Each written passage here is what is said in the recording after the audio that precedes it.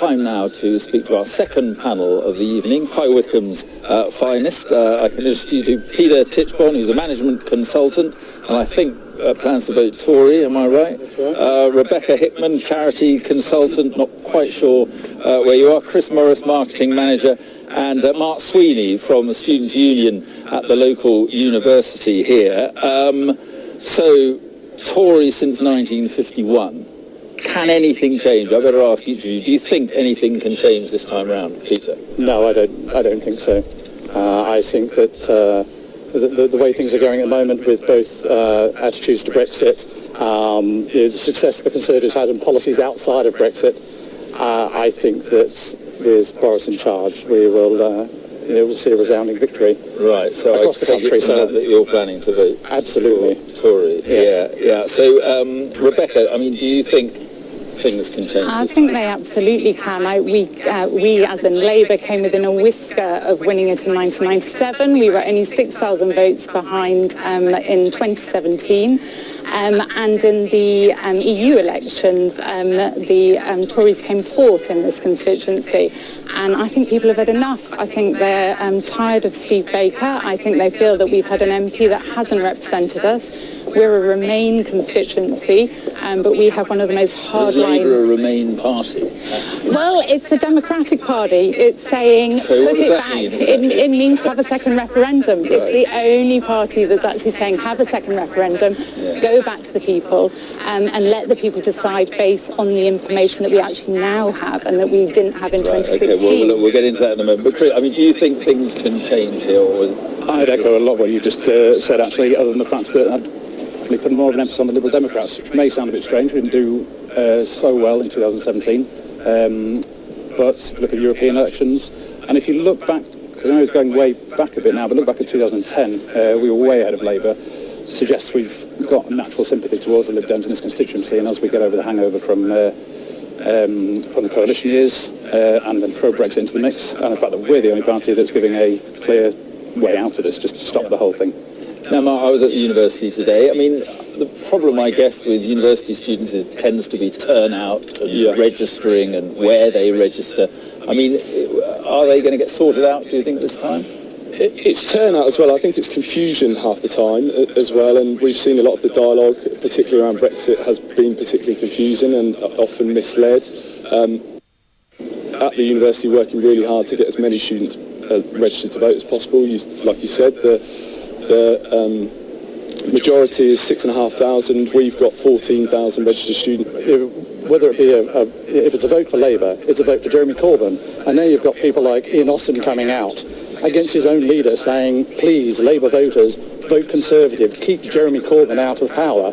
If members of his own party cannot Jeremy Corbyn, how on earth can an average Labour voter vote for him? Right, well, look, thanks very much for that. Stay with us. I want to talk about exactly that, whether these sort of day-to-day controversies impact the way you may cast your vote. We'll be back here in High Wycombe with our panel just after the break.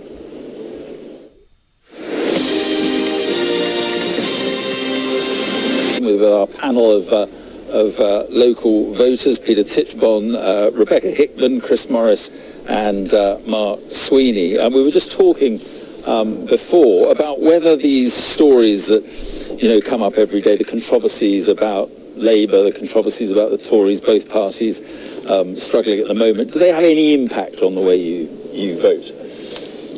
Well, I think we already said it. I don't think the travails we see of the Labour Party are going to impact how I vote, because I was always going to vote Conservative anyway, and thus are more likely.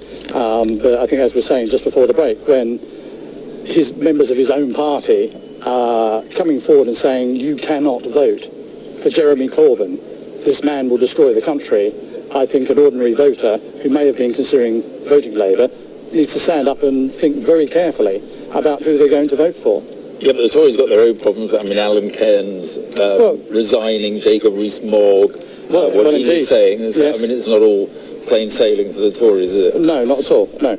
Yeah, I mean, does it have an influence on you? No, it doesn't. I mean, I think Ian Austin has his own axe to grind, and he's grinding it in a very silly way. I think that we all have our own views on Jeremy Corbyn. I think he would make a wonderful leader. I think he set out an incredibly positive vision for our country that I think people are just crying out for right now. Would Labour be in a better place with a more centrist leader, perhaps?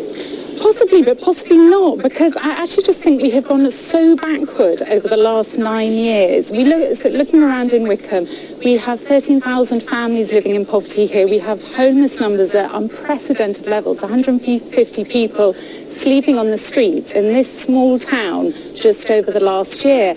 And I think that these are the kinds of injustices that people are now turning around and saying we need a new pathway, and the only party that's really offering that is Labour.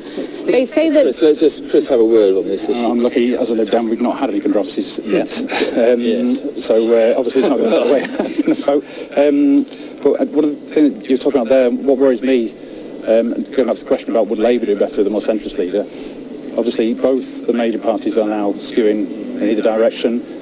That worries me a lot, to be honest, because I think, regardless of which side it is, I think the further you go to the extremes, the less workable it becomes. I'm very much a centrist. I'm a Lib Dem now and I'm a member and I campaign for them, but I have voted for both the Tories and Labour in the past when they had more moderate, more rational leaders and policies. And Mark, are you finding that students who perhaps were, too young to vote in 2016 are very keen to vote now, or perhaps who just didn't bother to vote in 2016? Very much so, and I think obviously because, like you say, they would have been too young to vote, so they almost feel an injustice that they didn't get to be part of that decision-making process. And as the time has gone on, we've seen the rhetoric and the language that was used as part of the Brexit referendum, and particularly in previous general elections. So they want to be able to have their impact in terms of in actually getting involved and having their say as quickly as possible, to be honest.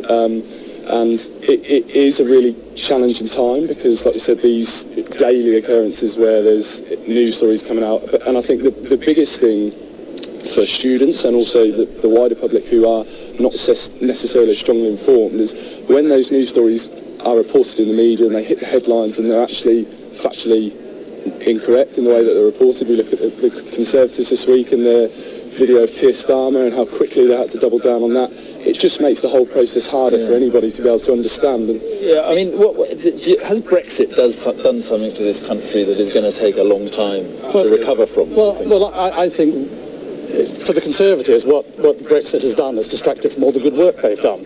The reality is, since 2010, 3.7 million more people are in work, largely full-time jobs. In 2010, as Labour left, unemployment had gone up by 500,000. In 2010, £1 in £4 that the government was spending... But has it polarised? Well, it has polarised. In a way that may be difficult to recover from. But in some ways, I think it's distracted us from the issues of the day. And I think that although we are talking, particularly the Lib Dems are making this very much about Brexit, this isn't just about Brexit. Yeah. This is avoiding a Marxist government. Do you think it's polarised the country in a way that we just... Yes, no, I think it has, and I think that's very unfortunate. But I do agree that actually the issues of the day that people are focused on now aren't necessarily about Brexit, and it is about the Conservative record, and that is a record of rising child poverty, rising inequality, chronically underfunded schools, our NHS service on its knees, and that's what Chris, people last want to word, put behind them. I agree with a lot of what you said about the problems of the country. The problem is that none of that can be sorted until Brexit is resolved, and the only feasible way that I can see to resolving some really moving on quickly is to stop the whole thing. And then if you see Brexit being resolved by this general election? Yes. You can? Yes. Yeah. We'll see a Conservative majority. You think? Okay. All right. Well, look, thanks very much indeed. That's about it from High Wycombe. Path to Power is off to Essex tomorrow.